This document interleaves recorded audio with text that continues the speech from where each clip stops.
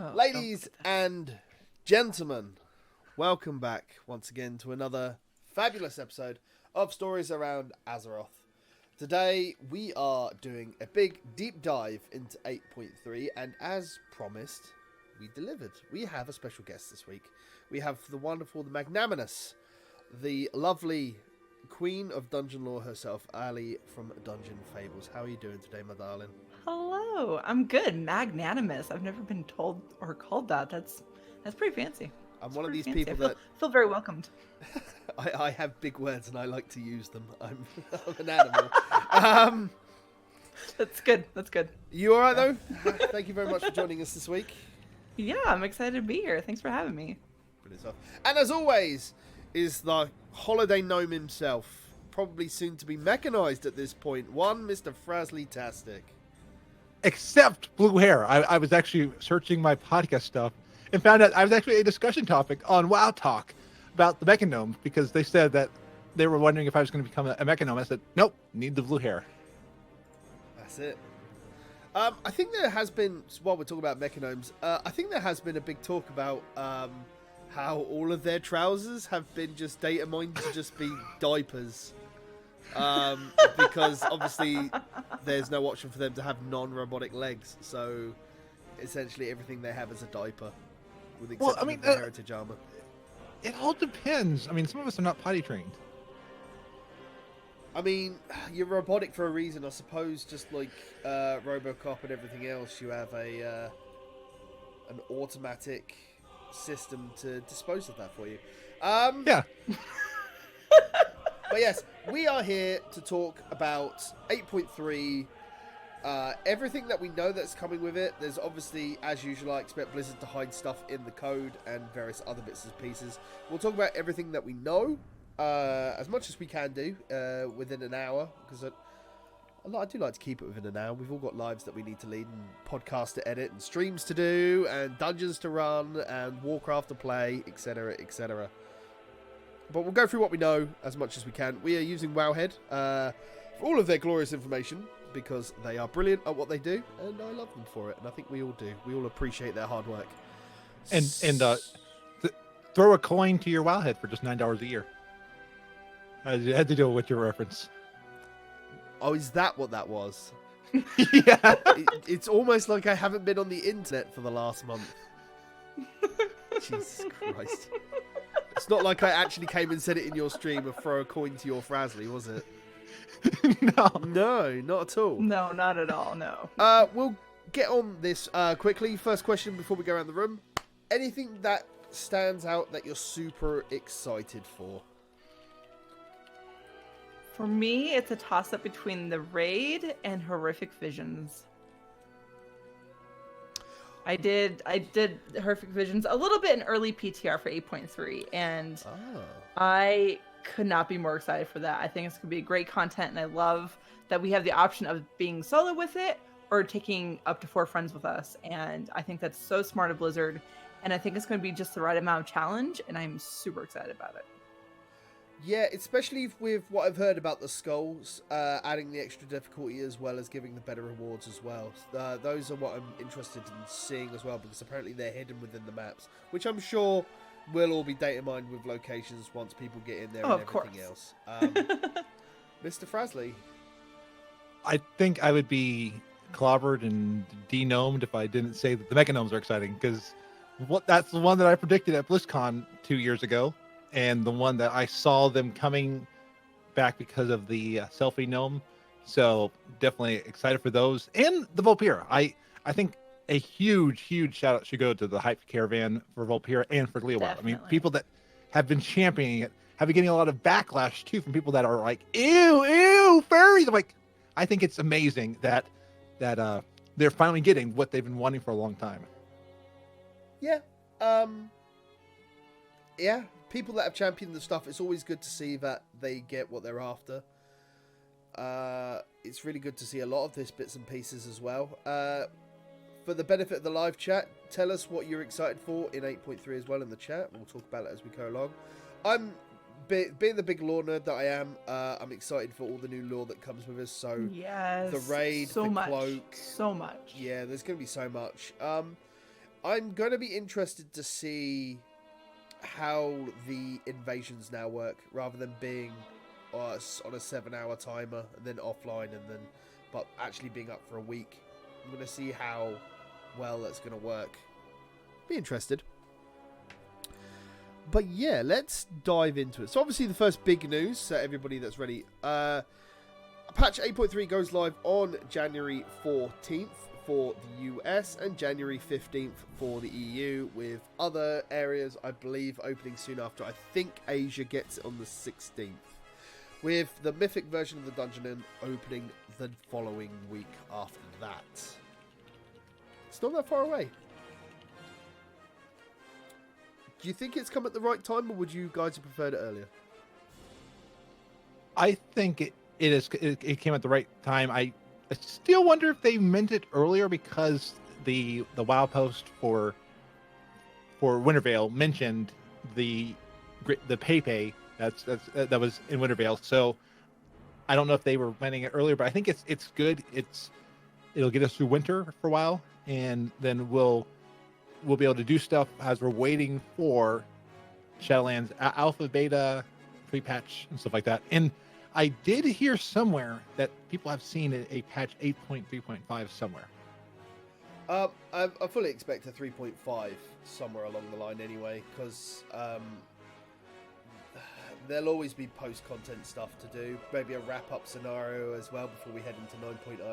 There'll probably be a small storyline, I imagine, somewhere. Plus, really, they need to bridge that gap between 8.3 and Shadowlands, not only story-wise, but time-wise. We don't want another situation where we are stuck in Ny'alotha for a year or, some insane amount of time while we're waiting for Shadowlands to drop. Because I remember at the end of Draenor, we were in Hellfire forever. I got so burned out on that place. But my raid kept wanting to do it for some odd reason, and it was stupid, and I didn't want to keep doing it, but they did. And it just... the end of that expansion was just dead for a long time. I think the only time it's really had a small bridge has been Legion into BFA. Wrath was a year. Kata was well over a year. Myths was a good over a year as well. It's been this. I'm hoping we'll probably see about 8 months along with the rest of the patch cycle, but that does rely on how far along Shadowlands is in development. Now, I'm assuming that part of the build that was seen at BlizzCon was part of the Friends and Family Alpha. That's obviously gone live over the Christmas, and I'm going to assume after the Mythic race is done, we'll start seeing closed beta for Shadowlands pop up. So, depending on how far along that is, I'm hoping we'll see it in August. A lot of people are saying it could be closer to November, December. Yeah, I've seen a lot of debate on if it's going to be pre or post BlizzCon, time-wise, because we do need time to test it. And, they want it to come out smoothly and better than, BFA had in a way, so... If it's going to be post-BlizzCon, I think the only time they've ever launched an expansion post-BlizzCon was literally the week after BlizzCon happened. Right, that's tricky. Like... They need the BlizzCon to be able to talk about it more and hey, now that you've seen the beginning, here's what's next. And it's hard to go too deep into that if it hasn't actually dropped yet. So I'm thinking it's going to come out early October. That's my personal prediction. That would mean that the raid would launch literally just after BlizzCon then, the first raid, because there's always that kind of couple of weeks stopgap. And then it's tricky because we don't know exactly when BlizzCon's happening this year. Because it could happen. It could happen, on Halloween, maybe. Which would be cool. It would, but the weekend after apparently got booked by some other event already for the convention center. So we don't really know when it's gonna be. It could be more mid-November for all we know. It wouldn't surprise me if it misses an August release. It wouldn't surprise me if it was out after BlizzCon with the raids opening in the beginning of January, because that way they have the break over Christmas before the raids open. Gives them that couple of weeks to do day one hot fixes for anything else they need to do as well. So my concern is that they'll drop 9.0 months early and drop it around August time with the new leveling system and everything else to build up into Shadowlands and everything else. So they'll give us months of 9.0 before the actual Shadowlands open. I could see it add another allied race there or something like that. Give us something ahead of BFA. Or not BFA, Shadowlands. I mean, there is new rep, but I don't think we're going to get those as allied races at all. That would be weird. Although, if we got Naga, that would be interesting. Yeah, I think that would bring a lot of people back. Yeah. But yes, we'll talk about that. We've spent a lot on the date. Obviously, the big thing, one of Mr. Frazley's favourite things, Mechanomes and Volpira. Yeah. Finally releasing. I hope everybody has got their reps ready. I'm still working on Volpira at this point. Same. I think I'm a few weeks out from getting Volpira, just popping over and just doing the emissary boxes. But Mechanomes I'm more than ready for. I have some other tunes I want to level before I create more allied races. Right. Which works because I don't actually, I still don't have Rust Bowl to Exalted yet, and my Hordy alt isn't even 120 yet, so I'm not in a rush to make them, but I do want to make them eventually. That makes sense. And my Mechanomes will probably make sense be first for me. Out of those two. I mean, I'm probably not going to worry about it until the raid is over. Right, yep. My biggest concern right now is going to be making sure I'm raid ready in the week before it opens. Well, because I mean, normal and heroic will be open day one, but mythical will open up the week after. I think I might be wrong on that one. Let me just double check that. I don't know. With the raid open, so the raid opens the following week, so we've got a whole week to enjoy the content without the fear of the raid. So that means that we can do the entire story, get our cloaks, start doing maybe visions on that first week. You know, it gives you the extra week to get everything done, which is good because artifact knowledge kicks in literally the day of the patch as well. So that's not horrible. But I'm going to save making a Mechanome myself until possibly 9.0 and concentrate on the rest of the Alliance races to get them up first and then see how the leveling system works with a Mechanome, I think. And I mean, I'd hope you would both do Mechanome first because, I mean, because it's my Noma's Imposition and no one expects a Noma's Imposition. Of course. Smooth. You've been working on that one, haven't you? Yeah. Yeah. Of course, yes. But yeah, Volpira seem to be Death Knights if you got Shadowlands pre-ordered, Hunters, Mages, Monks, Priests, Rogues, Shaman, Warlocks, and Warriors with some really strong racials, it seems. Yes, really strong. Whew. And bag space! Bag space as well, yep. Mechanomes, Death Knights with Shadowlands pre-ordered, Hunter, Mage, Monk, Priest, Rogue, Warlock, and Warrior. So same class disparity, it seems, so they are pretty much good. But also some really strong racials as well, from what I've been told. Yeah, being able to use your Mechanome as your personal furnace, your fire, and stuff like that. I mean, really, it's like a Swiss Army knife. It's the combat analysis I've heard is really strong. The 25 primary stat stacking up to 10 times is really strong, and then it just decays while out of combat. So essentially on a boss fight, a longer boss fight, which is what we're actually heading to in these raids and bits and pieces. Yeah. You've got an extra 250 on your primary stat, which can be quite strong depending on the class you're using. It kind of reminds me of the VAT system from Fallout, and I've been getting a Fallout vibe from the Mechanomes. Oh, for sure. Oh yeah. The entire island is total Fallout vibes. Yeah. Yeah. Yep. As mentioned with Mechanomes and Volpira, Allied Race Death Knights. All Allied races are getting Death Knights if you've got the Shadowlands pre-order in 8.3. Otherwise, you'll be waiting on 9.0, I believe, until they become account-wide, like without the expansion pre-ordered, which is interesting. The only one I'm really curious about is Lightforged Draenei Death Knights. Yeah, From a 'cause that story perspective, yeah. Yeah. Everything else, sure, but Lightforged Draenei are the only ones that stand out to me as bizarre. I mean, mechanomes themselves, because if they have a soul or not, it's kind of interesting that they can be evil. Well, Death Knights aren't wholly evil, and with the fact that the new allied races seem to have a connection with Bolvar rather than Arthas, because the starting area for Death Knights doesn't change for the older classes, so you'll still see old, like pre-Cataclysm, Eastern Plague Lands and everything else, whereas you'll get a new starting zone with the allied races. It seems to be more Bolvar giving them the choice to join, so they're doing it of their own volition.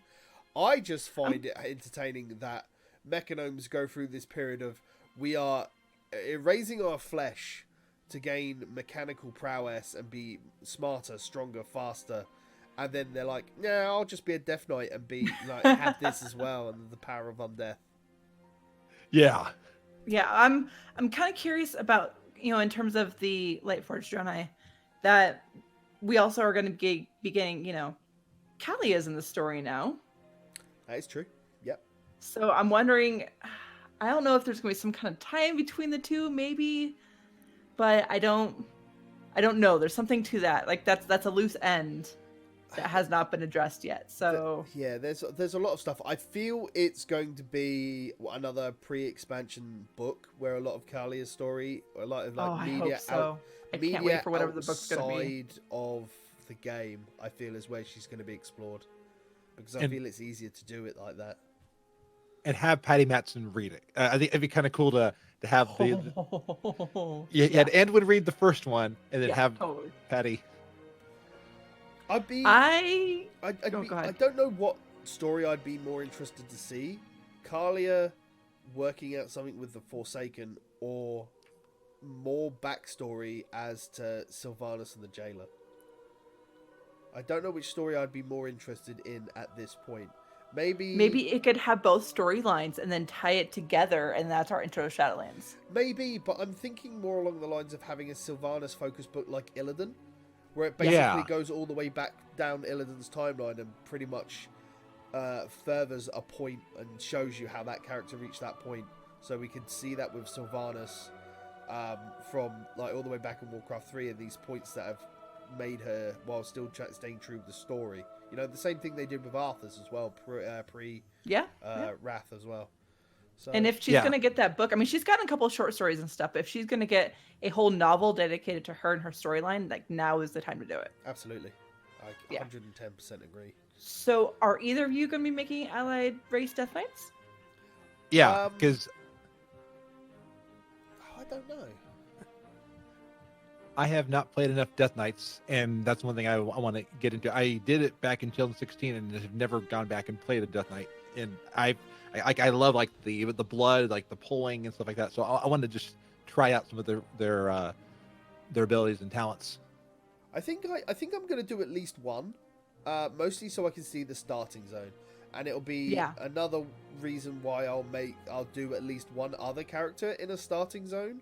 Just because I want to see the new starting zone and how that happens. So... Yeah, I'm excited to see that new starting zone. And honestly, I mean, I'm a sucker for Dark Iron Dwarves, so I'm probably going to make one of those. Ooh. Although I kind of want to see the whole Lightforged Draenei too, so I'll start with my Dwarf, and then if we find out that the Lightforged Draenei kind of get a little something to explain the light and Death Knight and everything, I'll probably do that too. I think, like, a Dark Iron Death Knight intrigues me, but only if you'd be able to make the fiery beard go blue instead, to go with the whole Death Knight theme. I think that would be... That would be my main. Cool. Forget my priest, man. Throw my priest out the window if that happens. Kind of like Hades and Hercules. Yeah, pretty much, yeah. Yeah, that'd be, I never knew I wanted that until now. Yeah, there you go. Yeah, that needs to be a thing, yeah. Something that should be said is a lot with the 8.3 patch, a lot of the coloured eyes and the eye empowerment changes a lot. So all Death Knights have more Lich King looking eyes. They're a lot bluer. They look more intact rather than as part of the eye, rather than just in front of it. with like the blue eye trails as well. They all look really good. I believe it's for the elves as well, like blood elves and night elves and all the different void elves and everything else. So it's interesting. Draenei as well, I believe they fixed. So it's cool. Lots more character customization, which I'm all down for as well. Especially on the roll up to Shadowlands, where they're bringing even more. I want my long tail Draenei females. I need them. They need to be a thing. Yeah, no, Frazley. Well, this is more 9.0, but there better be long hair on the blood elves. I'm rooting for Valicia on the long hair on the blood elf females. They've got long hair. I just want them to fix it so that when you put certain like helms on, your hair doesn't disappear. That's what I want. That would be nice. That's an issue. I'd also Hashtag like it. hair under hats. I'd also like it for long ears and various other things that they don't clip through and everything else. I mean, Worgans have the worst of it if you want to wear helms. They're just like stretched. So yeah, if it's anything like any kind of bandana or face, if it goes to like the face part, it's just stretched and warped because my main's a Worgen. And then you're lucky to find any helms or hats that the hair on the back doesn't actually clip through. Yeah. Like as much as I love my pirate hat, in the very back it still clips through, but at least you don't really see that. So it's one of the better hats, but it's really rare when a helm actually works for Worgen. So, as we mentioned, there is a new raid. It's a 12 boss raid. Item levels are massively inflated again. LFR at 430, Normals at 445, Heroics at 460, and Mythics at 475. I say that. Heroic geared Eternal Palace. My Demon Hunter is sitting about 443. So, that's not horribly inflated thinking about it. It's not bad. I mean, I'm sitting at... I haven't quite cleared... I don't have ATC yet, but I'm sitting at 435, I think, on my Holy Priest. Right. And with, a couple of Warforges. Not many. I don't get that lucky on it. But, yeah, I think it's okay. I'm at 420 on Frazley. Hey, good job, Fraz. That's not bad, Fraz. I mean, that's pretty decent. I mean, I think... crafted armor in 8.3. The good stuff is bind on pickup and it goes to 470 personal, so you can get just under mythic gear if you've got the crafting profession for it. I'm not sure if it I might need to requires look into that. specific raid mats or anything else, but 470 without having to step into a raid would be very strong. I imagine you'd have to be very reliant on specific materials from the visions if that was the case. But we'll see.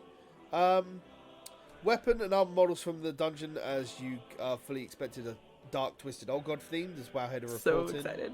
Yeah, it's gonna be really good. I'm a huge sucker for old god, everything, old god related things, the storyline, everything. Like I wanted an old god expansion, and I mean I'll take Shelllands, that's cool. I mean there was a whole point where I wanted just like a Black Empire type thing, like. We come back after being in the Shadowlands because there's obviously, I imagine, on a dimension basis, there'll be like some sort of time distortion type thing. So we come back as the 2 years we've been in the Shadowlands has been like a decade or something. They've managed to progress the world. It's possible. It is.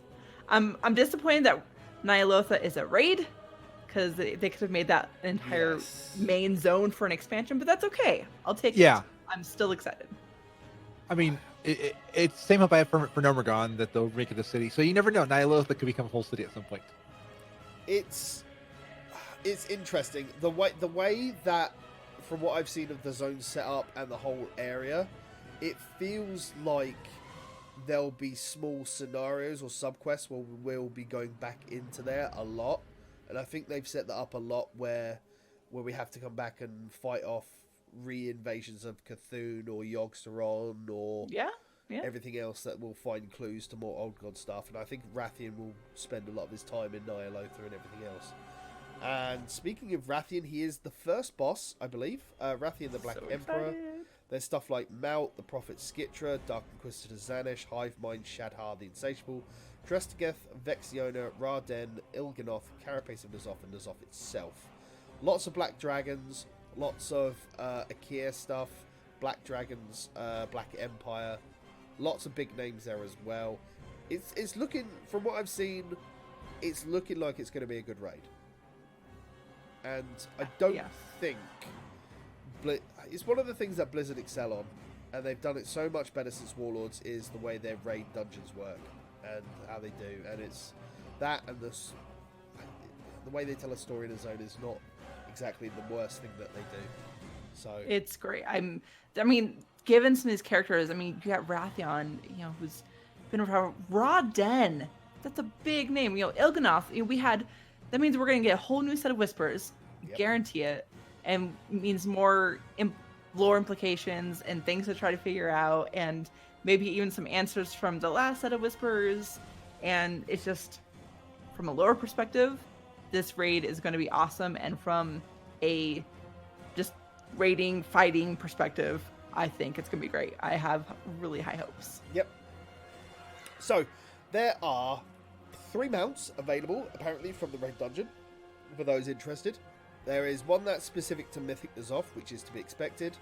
There's one from the Glory of the Ny'alotha Raider, which is called the Wriggling Parasite, and there seems to be an Uncorrupted Void Wing, which is the new Twilight Dragon model, and that is suspected to come from having Heroic ahead of the curve. So, there, I imagine it's like the Rainbow Wing and what was the one from Legion? The Nightmare. The Nightmare Moose. Yeah. But lots of stuff as well. To tie in to Ny'alotha and everything else, there's Titan Assaults, which are the new invasions. Now, the way these are going to work is that once per week, a zone is going to be assaulted. It'll either be Uldum or it will be the Vale of Eternal Blossoms in Pandaria. And you'll basically have a bar, like loads of quests and bits and pieces to fill up during the week. You'll have the main quest line that you'll want to do for your story will take you into these zones to begin with as well. So there's a lot to do there without spoiling too much. But wherever that invasion is taking place is where the entrance to the raid will be for that week as well. So yeah, interesting. I'm looking forward to a lot of these invasions. Because apparently there's mounts, there's pets, there's transmog, there's lots of hidden stuff that's not on the beaten path for just going in and doing your invasion. So yeah, I like that there's a lot of focus on soloable content that can scale, because that's one thing that, like, classic I struggle with is the groups, and I like having content that I can go in if I just want to be by myself. But if I want to take people in, we can do that as well. Yeah. And I'm hoping that the Veil is a signal of more things that are going to be being restored as we go along. Yeah, could be. I think the invasions are gonna be the main content, because you're gonna have to do a lot of those to be able to get into your visions. So. Yep. And I did that in the PTR as well, and it really just feels like the assaults and invasions we've been doing all along. It's just a little bit of an old god twist. Good. Which is good, and they might end up being like the way to level, I imagine. Especially if they're up over the course of the week instead of just every few hours. They might just be how you level when you get back to BFA type stuff, which would be weird. It'd be like, I'll go and level in Pandaria, and in BFA I'll come back to Pandaria if it's up that week. It's bizarre, but it'll be interesting.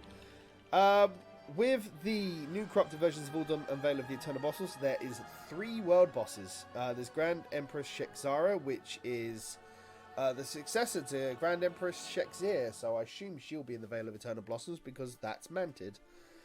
There is Tashara, which is something that's built by Mogu. It's a Titanic Mogu Keeper. So there we go. Something akin... Oh, what was his name in Siege of Orgrimmar before you faced the Shah of Anger? Norushen. There we go. Yeah. And then we've got something called Vuklaz the Earthbreaker. That's done by Prophet Skitra, so I assume that will be in Uldum as well. So there we go. And now the big thing that I'm sure this is the one that Ali's interested in: the horrific visions of Orgrimmar and Stormwind. Exciting stuff, this one. So this is the big content that even though Blizzard have said it's akin to Mage Towers, and it's probably going to be closer to the Death of Chromie scenario than it is the Mage Tower. Which that was fun. Yeah, the Death of Chromie was very much fun. It took me a while to get it, but I'm glad I did. The fact that you could do it between 1 to 5 players obviously is good. You can do it with your friends. Whether one person just needs to have the consumable to activate or everybody needs a consumable, I think is yet to be seen. But there's a lot of stuff to do, and there are masks that you can find. I think there's like 5 to 7. I'm not entirely sure. But these masks will up the difficulty of the visions, and you'll get higher rewards for doing so.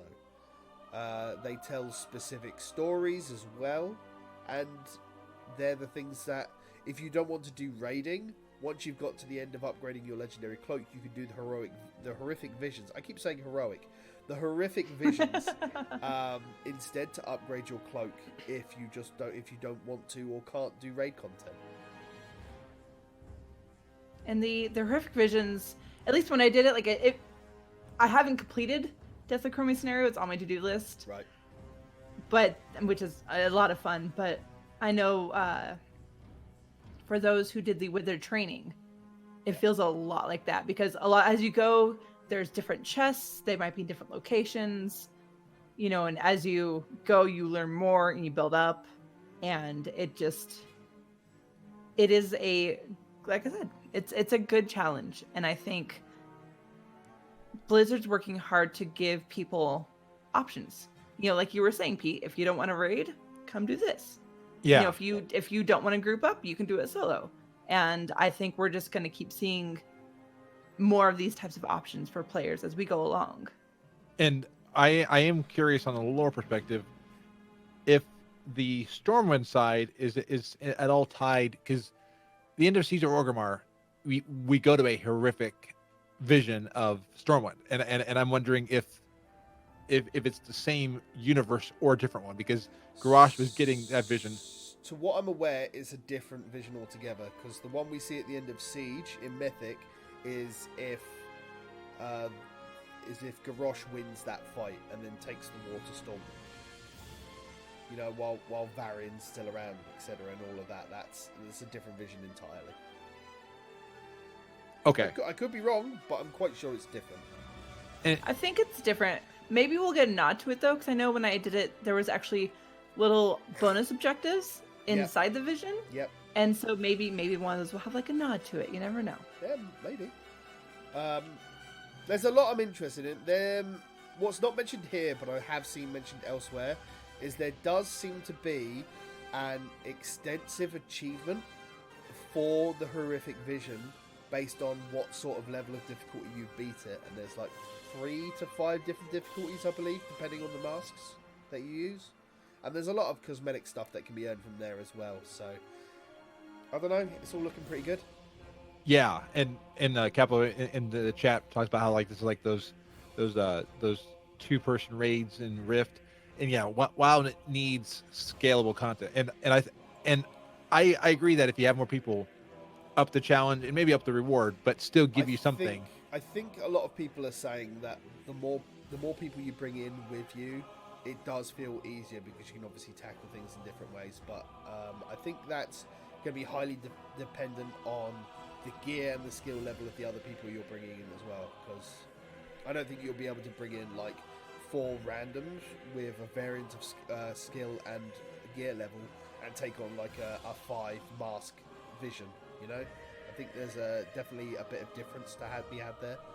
So we'll see. I mean, until it's actually live and we have it in our hands, all we can do is speculate and read what we're seeing.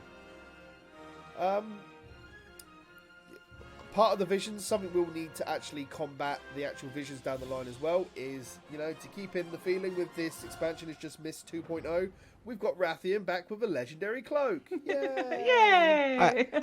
So I know somebody who will probably never do this side of it. And I know somebody else who will bring their cats and they're gonna swarm around Rathian. I mean, if people choose to ignore this, they're basically ignoring the main story that it's going to throw in your face every time you log in. Like, it's the next part of like what would be the war campaign. This is Oh, going they'll to be... do it. They just won't admit it. That's all. Yeah. Yeah, Fine. yeah. And Rathion looks gorgeous. I was actually hearing from somebody today how they need to ship Rathion, and I'm like, I think so. Okay, I really don't want to know what you're dreaming up in the Frazzlecast lab over there. The cloaks will upgrade over time. I believe it's up to 12 levels of upgrade for the cloak itself. Once you get about to level 5 or 6, about midway, you start getting corruption resistance. Now, the way corruption works, for those who aren't aware, is Titan Forging is gone. We'll go on to a lot more of that later. And corruption is now on gear as well. And the cloak is going to be your way to resist a lot of the corruption instead. The cloak seems to upgrade in the way it looks as well. The first one, it looks like a standard small cloak. The second part looks mildly like the old Mists legendary cloaks. Whereas the last one looks very time and space. Like, it looks very nice. I'm looking forward to using that cloak, to be honest. Yeah. There's also obviously Rathian vendors, because corrupted mementos are going to be a big thing. There's something called a Vessel Horrific Visions, which costs 1,000 coalescing visions, which we farm from the invasions. They're what we need to enter the Horrific Visions. You can buy something called a Gouged Eye of N'Zoth for 25,000 corrupted mementos. This seems to only be purchasable once you complete a specific achievement. But this seems to be a consumable that you can use to add a socket to your item. Wowhead have also tweeted today that having the ability to play around with it on the PTR, this is only going to be usable on 8.3 gear. So nothing that you might have as like your best in slot weapon from Eternal Palace or anything else that you might have managed to farm up.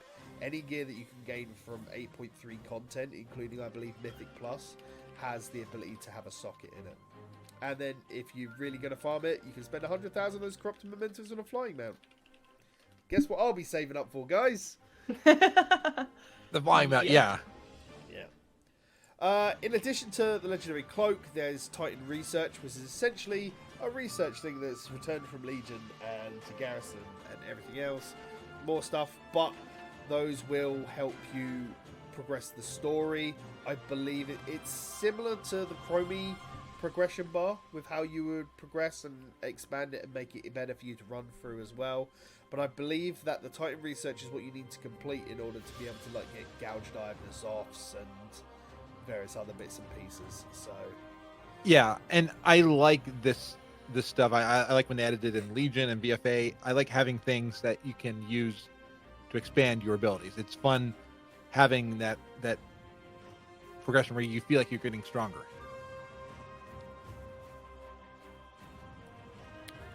Yeah, it's absolutely that as well. If you like to do Mythic Plus or PvP, Season 4 will launch with 8.3. There's a lot to go over here. Similar to like previous seasons and everything else, with Mythic Plus, we get a new thing called Awaken, which will replace Beguiling, which is good because Beguiling was a pain in the ass. Awaken, it really was. Yeah. Awakening, basically, there's interactable Black Empire obelisks that'll be inside dungeons, and you can use them to pull into like an alternative world, which will be inhabited by N'Zoth's lieutenants instead of regular mobs. If you defeat the mini boss there, the players return to their own reality in whatever location you're standing after you've beaten the boss. But if you fail to defeat the lieutenants, they may ambush you while you're fighting the final dungeon boss. So, I think that's cool.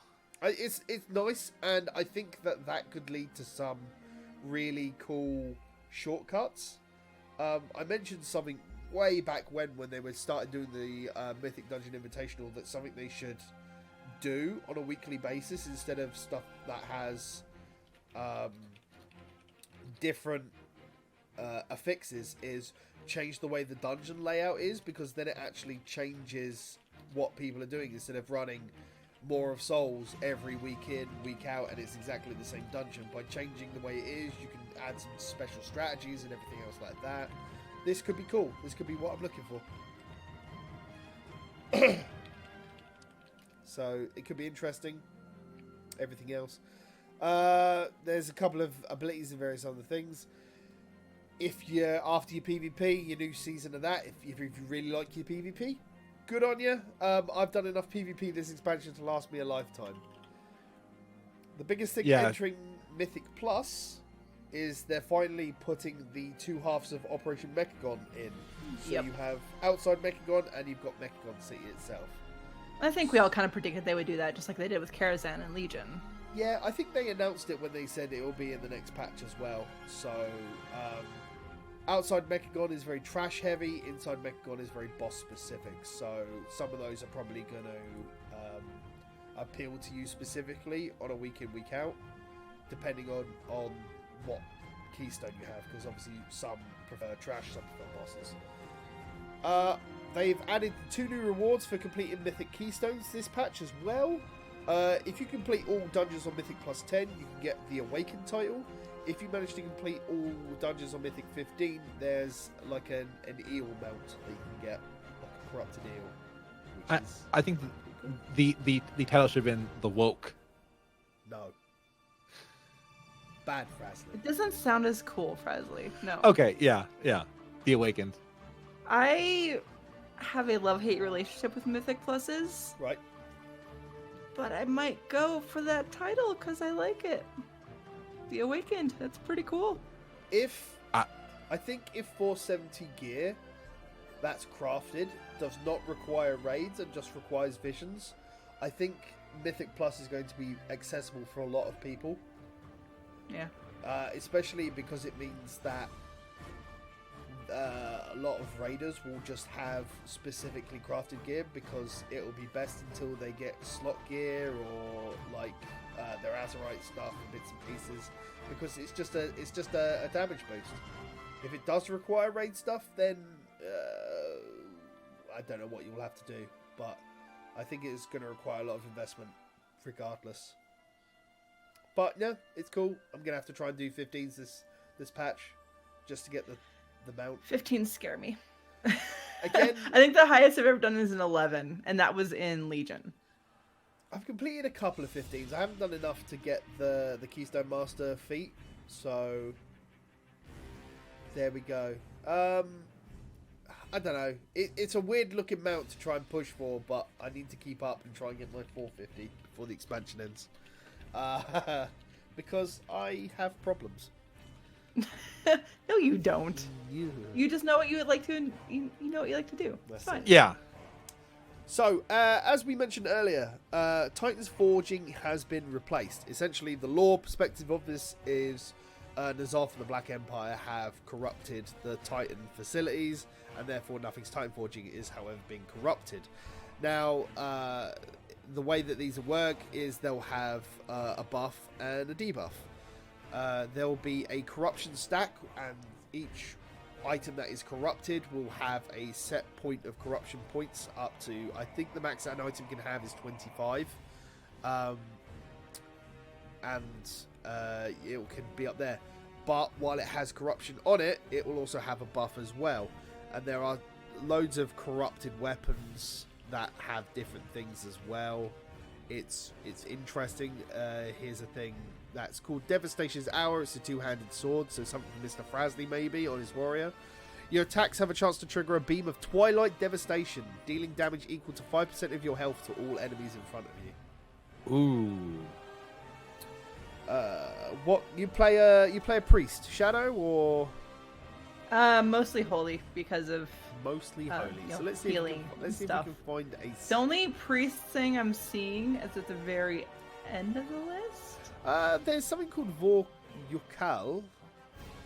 So you gain Void Ritual, giving your spells and abilities a chance to increase all secondary stats by 10 every second for 20 seconds. And its chances increase if you've got at least 2 nearby allies who also have Void Ritual. That's not bad. How? What do you guys think about the corrupted gear? Yeah, it really depends. Because just like everything else, there's going to be there'll be a specific tier list of stuff and bits and pieces for your class and what to use. For those people that are raiding, then they'll have to follow it to a certain degree. For those people who just want to play or have alts or various other bits and pieces, they'll use whatever they can get. Apparently, like the weapons you can get from Mythic Plus in your Mythic chest will also have the ability to get corrupted abilities as well. So it's not just restricted to the weapons from the raid. They're just guaranteed corrupted weapons. So it's going to be very interesting. Now, it's interesting. You can cleanse the corruption, so there must be a reason to want to do that. So if you cleanse the corruption, you lose the buff that the weapon gives you as well. But I believe it allows you to then put a socket on the item as well. I'm not sure if the socket is allowed to give you... what's it called? I don't think the gouged eye socket is allowed to go on as well as the corruption. But I know you can purify it. Makes it a normal item. The whole idea of the system is that you're meant to balance how much corruption you have at any one time. The closer you are to 100, the more corruption debuffs that you can get and affect, and it's more likely to kill you. Because I believe the first one that you get is like a pool below you that can slow you down and deal damage.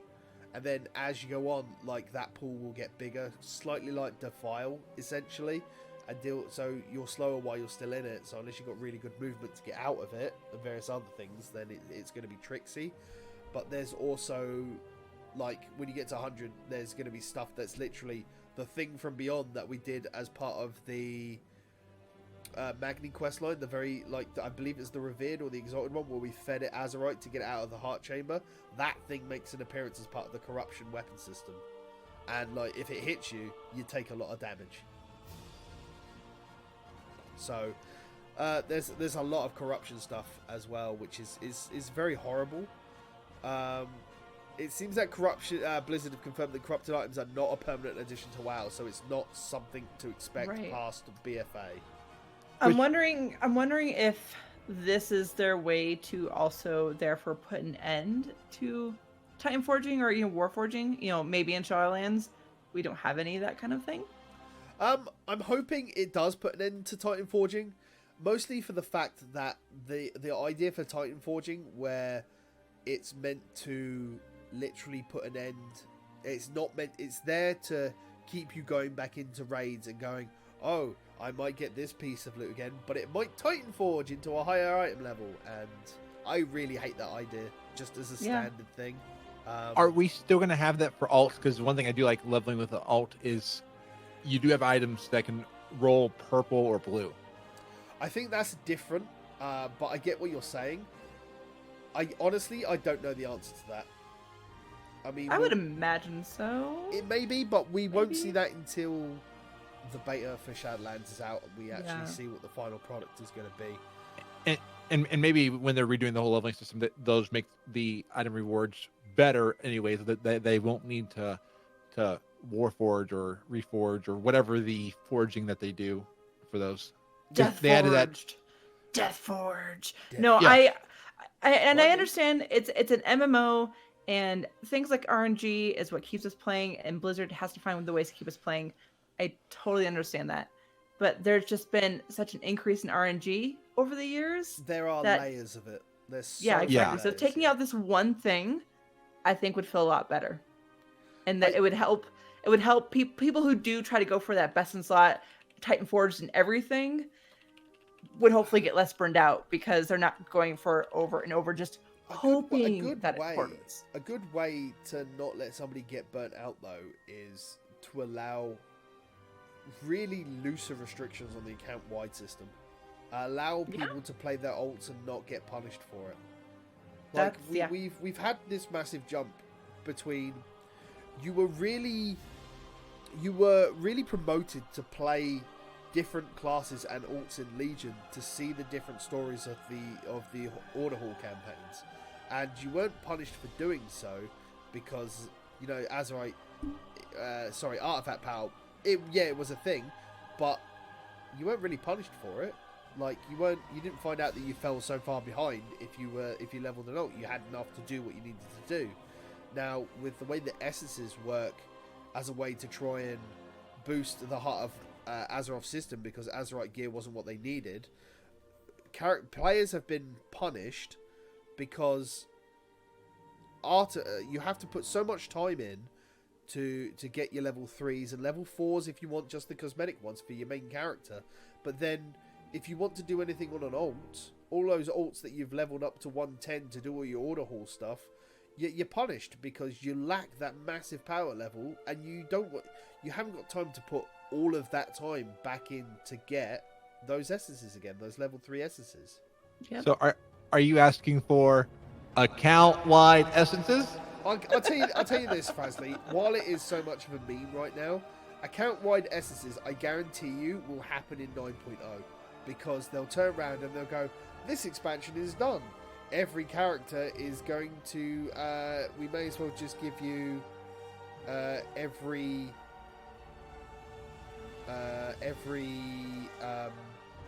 essence, because you're not going to be in this expansion anymore, except if you're going to level. So why not just have all the essences on your character? I get it. Like, I get the idea behind not doing it now. Keep people playing the game. Get people to keep paying to play the game. I get it. It's a very cynical way of looking at things, and I absolutely 100% get that idea. But the problem then becomes players don't enjoy the game because they don't want to get pigeonholed. I'm not going to say all players. Some players don't want to get pigeonholed onto playing one character permanently. They like to play their roles. So I would very much like to play one of the 14, 15 other alts I have at 120 and enjoy playing them. At a level. But I feel like I can't. I don't want to step into Mythic Plus and try and get any gear on those characters because I'm lacking essences. And those essences mean I'm going to lack in the damage, and then I don't want to do anything. That is one thing I enjoyed about Final Fantasy XIV was you could change your job and change your gameplay at any time. And I think it would be nice to do something in some areas to get to that in WoW. I don't think we'll ever get to that. I think that's just the two different games and how they work. I mean, 14 works very much off the same system that 11 did, and that's just the way that's going to be. Yes, it would be nice, but I still think that we need to be in a position where Blizzard doesn't turn around. When Blizzard releases a new expansion, they turn around and release it with stuff that's already there using systems from previous expansions. So I'm talking about Paragons from launch, not put back in at the end of it because they feel like people haven't got anything else to do for World Quest 4 after they get exalted with a reputation. Allow reps to have something where you can buy something once you hit exalted to buff up your stuff on your account like they did in Mists. Let them get tabards if you don't want to do that item, that they can send account wide to your alts to get a small bonus reputation, even if it's only 10%. Yeah. That would help. At max level, if I'm exalted and I've got something that I need to grind that gives me a secondary reputation, allow me to get bind on account catch-up gear for alts if I'm already at that raid and I'm done on my main and then I choose to go into my alts. Don't release a system which requires me to do a lot of grinding, which doesn't benefit my account as a whole and only benefits one character. Maybe we'll start seeing more of the 8. Maybe in 8.35, if that does happen, we will start seeing more and more account-wide things. Yeah, and with the choice, if someone doesn't want the account, now show me somebody who doesn't want their characters to have buffs, because Blizzard keeps talking about these people out there who want each character to be different. Please show. I'm sure you're out there. I'm sure you listen to this show. Just let me know. Say, hey, yeah, I'm one of those. There are. I 100% agree. I'm quite sure there are people that play one character, stick to one character, do everything on one character. Absolutely, 100% get it. But that was the thing when back in vanilla, you were punished for having more than one character because money was so hard to really get, between characters. And now I feel like the account-wide system and alts are punished because of what Blizzard allowed to happen in Warlords, where they saw, oh, so many people have got so many characters. They're all online all the time. What are they doing? Oh, they're sitting in their garrisons and not moving because of a system we put in that allowed the gold system to be manipulated. And we're still feeling punishments for that right now, where there are so many gold sinks to punish those players. It punishes the players that didn't abuse that system because there's no way to make that amount of money anymore. But it's there as a gold sink for those people who did abuse that system. And abuse is probably the wrong word because it's a system that Blizzard put in place. Abuse is probably definitely the wrong word, but they used that system to get riches in the game, and we now are at a point where people that didn't use that system, didn't want to play alts, are punished because they don't have the gold making money ability to do that, because they didn't have alts, because alts were a thing in Legion, where the game didn't punish you for having alts. It's a bizarre thing. But, yeah. Essences. There's a few Heart of Azeroth upgrades. There are, I think, about 7 new essences altogether. I believe the Heart of Azeroth goes up to level 80 now. So you've got 10 new levels to unlock and everything else. You get a new minor slot unlock at level 75. And then you get more stamina at 71 and 80. Essentially, your main progression ends at when you hit Heart of Azeroth 80. I've done a lot of research into this today on Discord with the guild as well. You can keep gaining Azerite after level 80 and increase the level. And what it does is it increases the item level of your Heart of Azeroth. Now, this is super important to realize because the way that the power scaling of the essences work is that the essences are based off the item level of the Heart of Azeroth. So the higher the item level of your heart, the more damage it will do, rather it being tied into your stats or anything else. So it's 80 will give you the last slot to get on the heart, but it isn't essentially the end of what you can get power-wise. But there are 7 new essences, it seems. One is from the raid, obviously. Can I read that one? What, the raid one? Yeah, go ahead.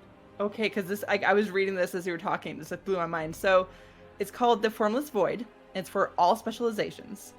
You replicate the energy in your target's Heart of Azeroth, gaining access to rank 1 of their currently slotted major essence for the next 15 seconds. The Formless Void will go on cooldown for 50% longer than the base cooldown of the essence you replicated. So that means raids can talk amongst themselves to see who is using which major essence, and that way people can kind of target the player's essence that gives them the most advantage and use this on them. Like, I think this is really cool, and I think it really adds to the whole teamwork aspect of a raid, and I'm very excited about it. That's really cool. It reminds me a lot of Dark Simulacrum, which Death Knights used to have before Sinestra, and then the massive nerf that happened. But it, friendly version. Maybe Symbiosis is probably a better way to look at it, that Druids had. Yeah. I think that's probably better. It could be interesting. I really like the passive of it, the minor power. Anytime an ally within 40 yards uses an Azerite essence, gain 273 primary stat for 20 seconds. That is, yeah. I didn't even look at that. That's really cool. Really interesting. I'd be interested to see what the minor cooldown is. Yeah. But this seems to be a drop from pretty much anything past it's basically the second half of the dungeon. 1, 2, 3, 4, 5, 6 bosses. Yeah. The last 6 bosses in the dungeon, so that can drop from any of those, which is better than just 3 in Eternal Palace. Yeah, so that's really cool. So there's 3 from the Magni 8.3 questline, 1 for DPS, 1 for tank, and 1 for healing. They all seem to be pretty good. Tanks seem to have what's the rogue thing? Avoid death type thing. Vanish? No, they've got something cheat death. Oh, cheat death, yeah. So if they prevents their death and they regenerate to 20% at maximum health, could be really good. I expect that it's going to maybe be a big thing in Mythic raids, and we'll see a lot of that in the Race to World vs Mythic. The DPS one seems to be an execute. Burns your target with damage. If a target's less than 20% health, cooldown's reduced. And the healing one seems to be just a channel heal. I don't know. From the quest line? Yeah.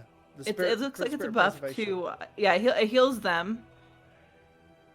Yeah. Yeah, so it's just a channel heal. Which I've never been a big fan of channeled heals. Ever. So... If it's big enough... I mean, it looks like based on your versatility, it could be a higher heal. So... Yeah, but... In play, it could be a good thing, like one of the bigger heals. I don't think any healers use versatility as a primary, though. Well, not primary, but I know, for example, Holy Priest, I mean, our mains are crit and mastery, but versatility's up there, too. So, unfortunately, it feels gross. I don't like versatility. I'm a demon hunter. We love versatility. I'm sure you do. Yeah. So there are essences that are linked to horrific visions as well. So the DPS one seems to be like an AoE wave of damage, which is pretty good, but it also buffs all the damage that other people use for Azeroth essences by 45%. The tank one is a big taunt, like an AoE taunt, which is really bizarre. But the minor power, I think, is where that actually has its strength, and I think that's what it's meant to be used for. Where it's every 2 seconds it stores healing up to a maximum of their total health times by 0.1%, so a little bit more than a max health. And when you dodge or parry an attack, you heal for all the stored healing. So I feel that that's going to be a really strong minor than it is a major. Because I don't really think anybody's going to need an AoE taunt. And the healer one seems to be bubble spheres, which is really interesting. And the minor on that seems really bizarre, requiring them to be within 15 yards of targets, which is really... I imagine there'll be specific raid fights that will be really interesting on, because when you need to stack, and if you all have that as a minor, then that'll be interesting. So, I don't know. But that's definitely an essence that I want to see in action before I judge if it's good or not. I can see that one going either way. I feel it'll be a passive that'll be left aside and just used as your last extra slot to go with like really difficult raid encounters or dungeon encounters where you have to gather up. Excuse me.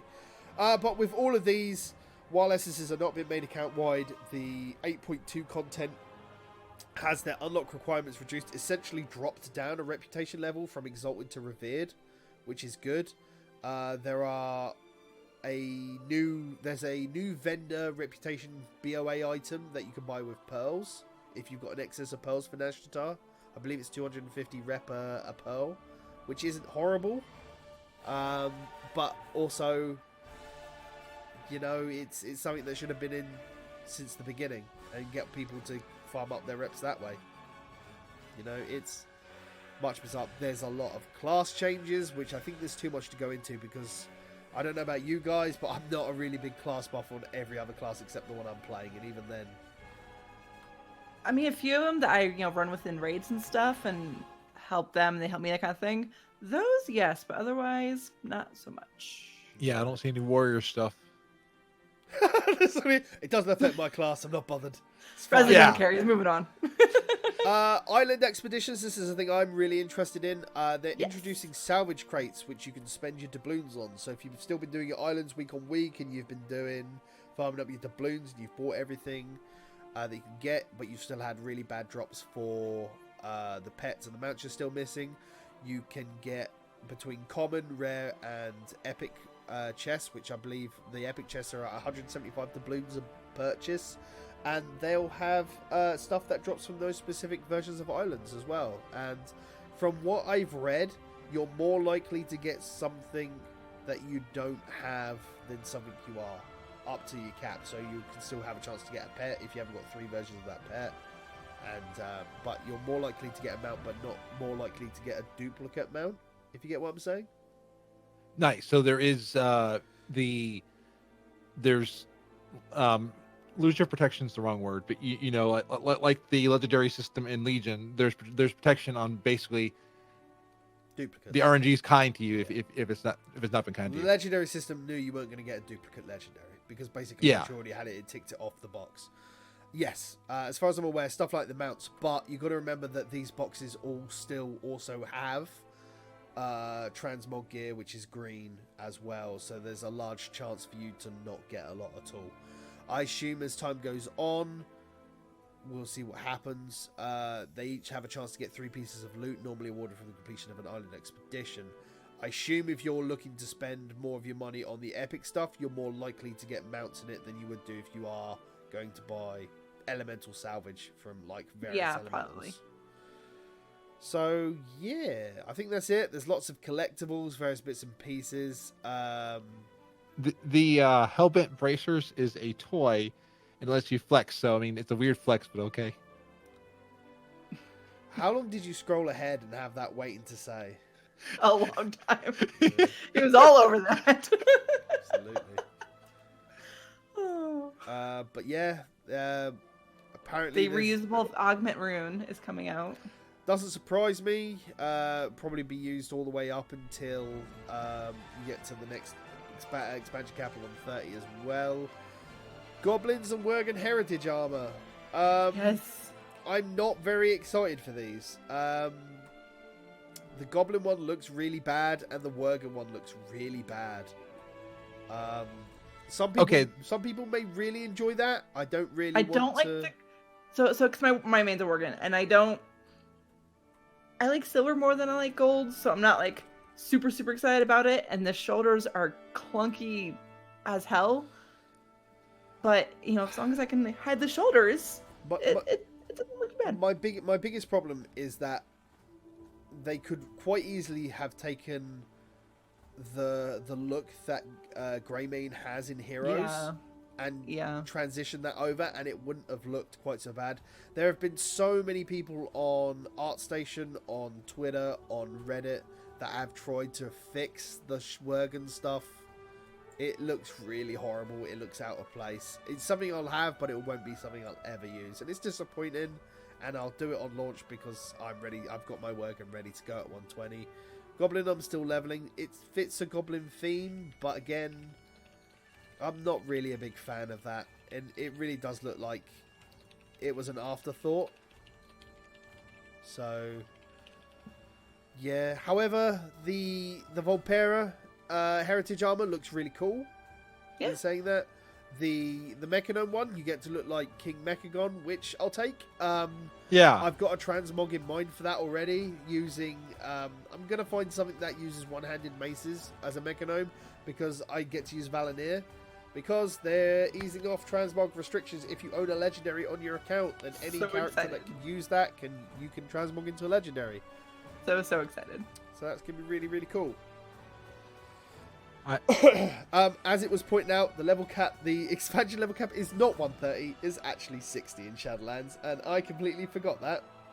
I completely forgot we're having a level script. I knew what you meant. I was just letting you move on. It's alright. I'm tired. It's one of those things.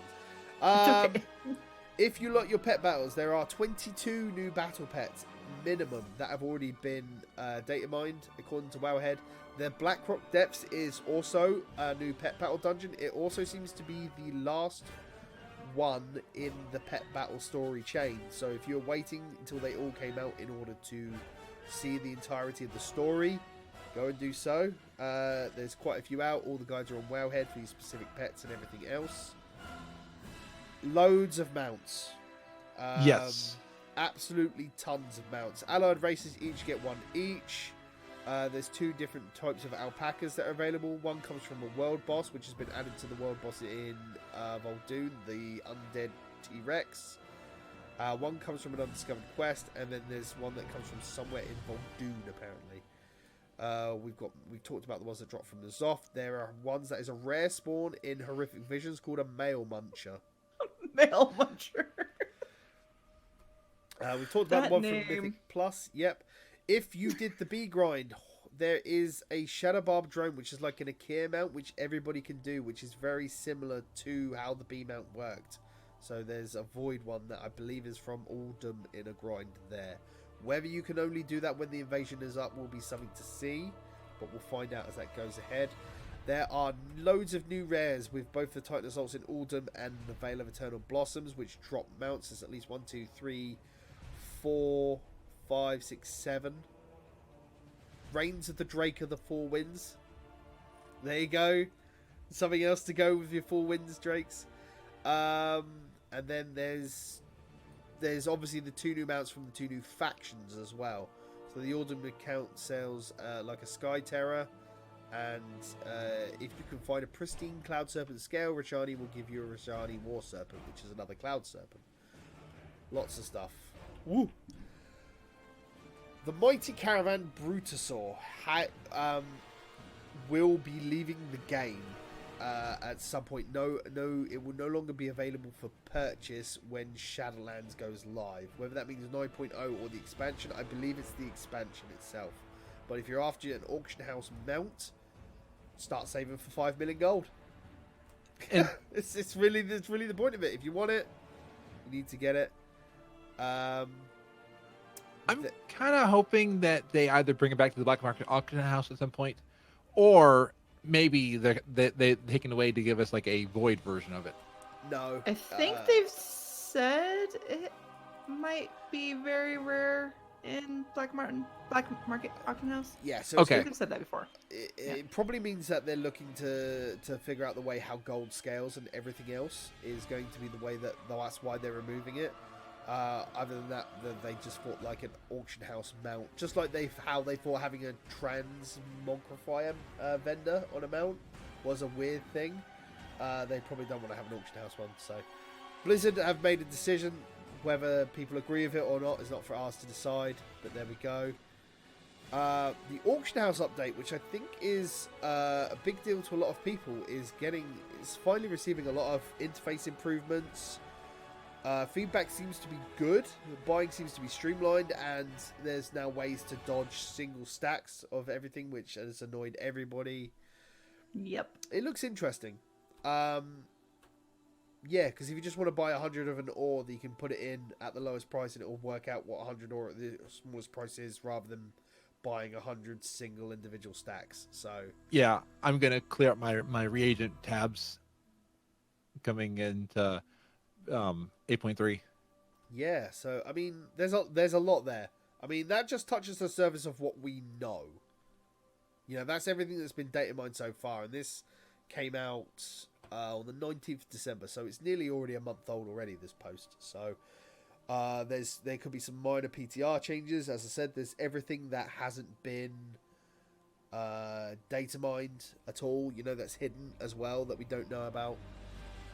You still excited for what you're looking for, guys? Anything else that you're looking to doing? I mean, I feel like a lot of my first day is going to be spent doing all the new patch content and everything else to unlock all the things. Is probably, I mean, I'll probably stream it. I think I'll end up probably streaming when I get back from work that day. Yeah, I think there's a lot of good stuff in it, and I like where the stuff they're doing. I mean, some quality of life changes, and it is cool, like I was saying, to get the voids and to get the old god influence. Ali? Yeah, I'll probably start with the storyline content first, because that's just what I do. And we'll see from there, because there's a lot I want to do. I'm very excited for this patch. I want to go see the new reward system and islands, because I'm one of those people that actually enjoy islands. And then, of course, I'm going to be all over the assaults and horrific visions. So I think I'm really excited for horrific visions the most. I think outside of the raid, I feel like I'll be doing horrific visions. I'll be doing islands, because I need my doubloons. There is a new mount that is also added, but you need to have cleared the Heroic Darkshore Warfront, and it costs 350 service medals. It's not mentioned here, but I have seen it mentioned elsewhere. Excuse me. Yeah. There's a lot to take in. It feels almost like it's a big reset button with how much is changing. Yeah, and it feels like it's getting ready for 9.0. I mean, because we're seeing them relaxing some of the alt stuff, which is great. That like, I'm we've talked many episodes about being more okay with alt stuff and wanting more account wide stuff, and we're getting some of that. And I think this is kind of them saying, hey, we know that we have a big system coming with 9.0. I'm going to guess that there's some we hadn't seen stuff. And Jeremy Fiesel has said there's some secrets that they've still kept hidden. They have found a new way to data mine for tech stuff. So well, stuff's there coming. is still the hidden cutscenes for the Allied race starting zone. So there's a lot of stuff there. So there'll be a lot of things that will be probably popping up in your social feeds and everything else from people that you may know that do a lot of things. All of your standard bits and pieces that if you want to try and dodge as much. I've tried to keep it as spoiler free as possible today, from what I know. Yeah. I think the biggest thing that is a giveaway on anything is the boss list in the raid. There are a couple of notable names. Well, and Icy Veins has already released who the jailer is, and we will not talk about that at all. I don't want to look at that either. Until it is revealed in the game, will we talk exactly. About that. Yeah, that whole conversation can that whole sit thing. elsewhere. Yeah. I'm really excited for 8.3. It's a big reset button, I feel like. I say that now, looking at what's in the contents of it. I don't really feel like I want to be sitting here in 6-8 weeks time and be like, it's just more of the same, you know. But it really depends on how long this is going to be going for. I'm hoping in 6 to 8 weeks time we'll have the beta for Shadowlands out and about. I'm just, again, as I've mentioned previously, I feel like after how the classic beta went and how it was very closed and left for most content creators and influencers, that I feel like that's what they'll be doing with Shadowlands because of how well classic worked. Because it appeals at least for alpha. I don't know about beta. I honestly, I don't know. It appealed to a lot of people, and I mean, the biggest demographic they're going to get is not new players. It's players that already exist. And these people watch their Bellular, their Preach, their Talias and Evertel, their, their Asmongold's and their S-Fans and the Methods and everything else, and all the people that are big, really super big notorities in the community that they'll watch and they'll enjoy that content. And because a lot of how the way social feeds work with a lot of the fear of missing out and everything else, people will watch this to, at least if they can't get in, to see it, We'll see. That's true, but we'll see. But I can say my hope, and if they want to, give priority to them and say a closed beta originally, cool. I understand.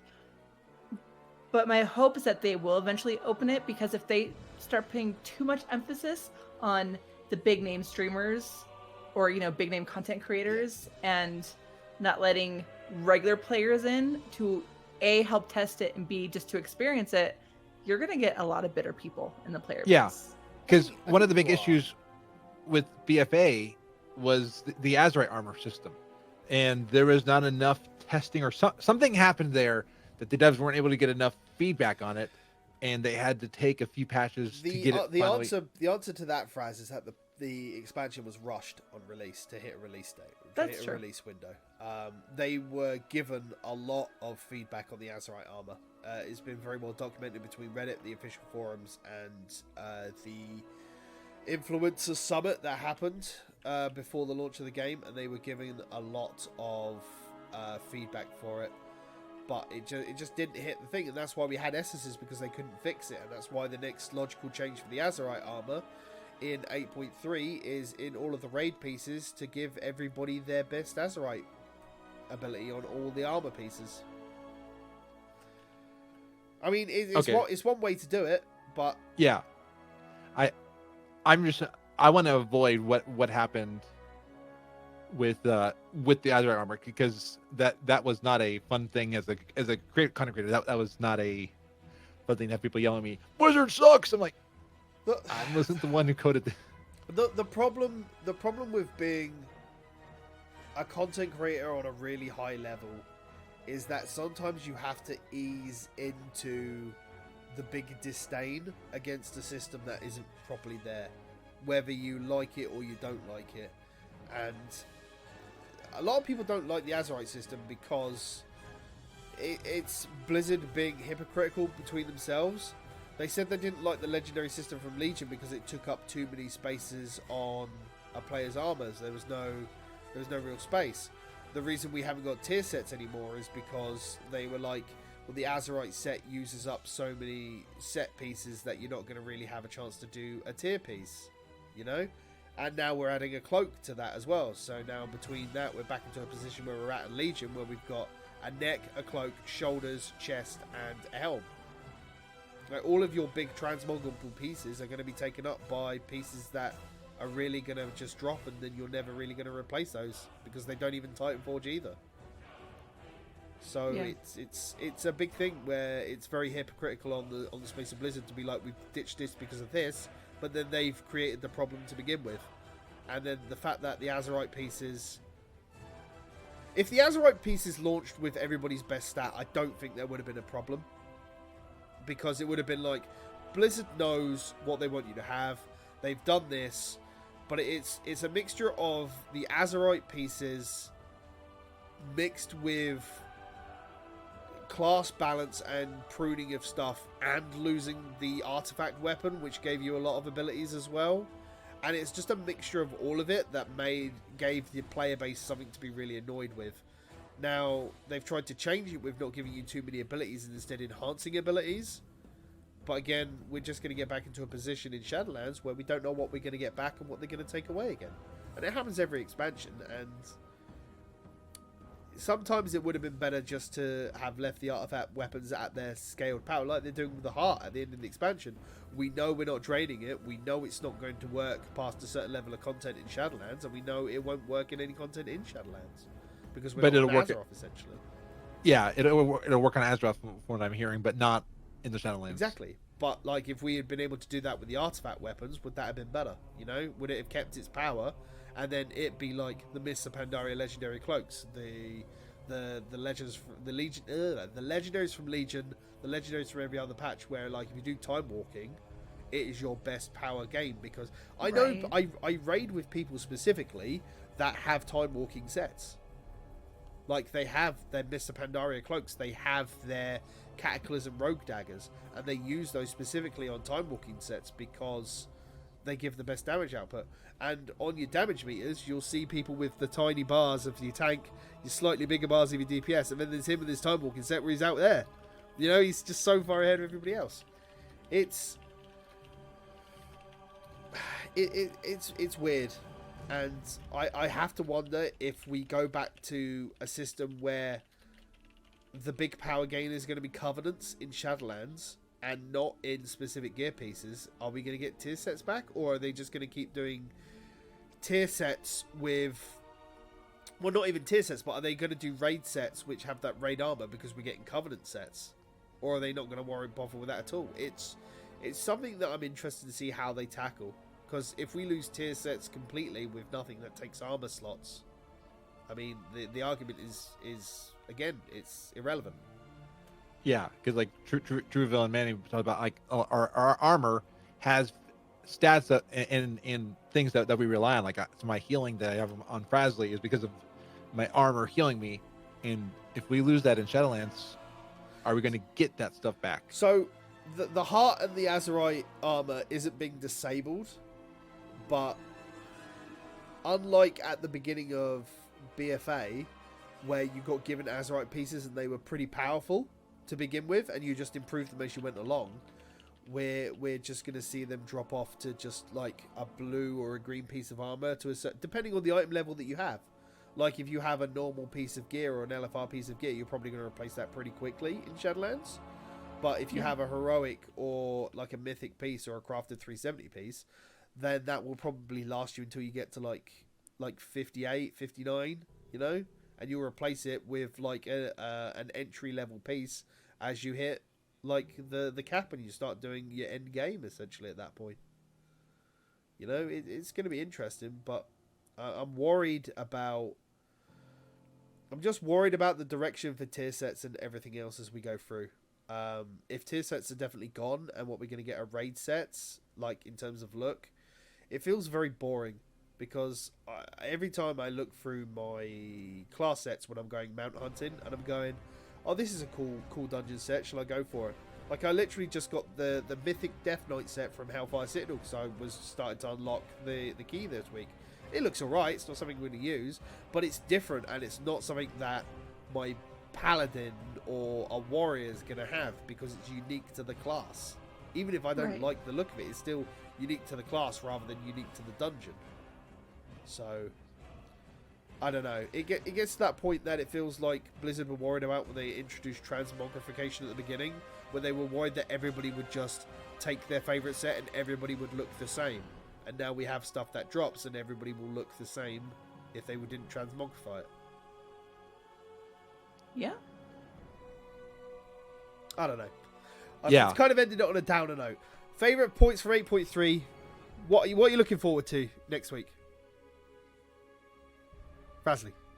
Oh, I'm definitely looking forward to the Mechanomes, so gonna roll one of those and see what's gonna go. And hopefully nothing in the Mechanome starting zones grinds my gears. Are you doing Iron Mechanome? I gotta look at the iron rules for them, but I will definitely do it. Fair enough. Ali. Beyond obviously the storyline, I'm going to get my husband and we're gonna go conquer some horrific visions together. He doesn't know it yet, but that's the plan. Good plan. I'm gonna do story content. I'll probably do the Worgen heritage, and I'll probably do my Mechanome unlocks and everything else. Everything I can unlock on day one, I'll probably do.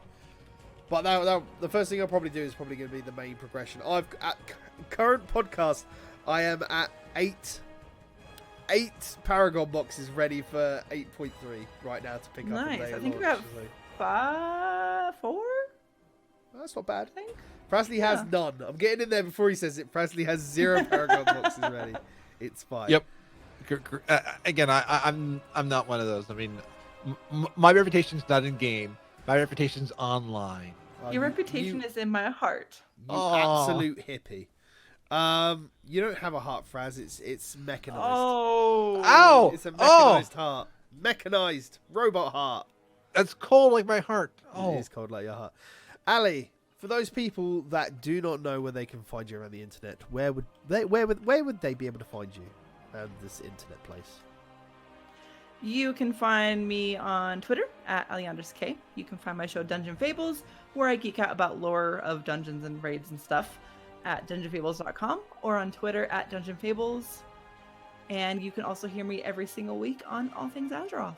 And you can get both those shows wherever you get all your podcasts. Mr. Frazley, where can they find you around the internet?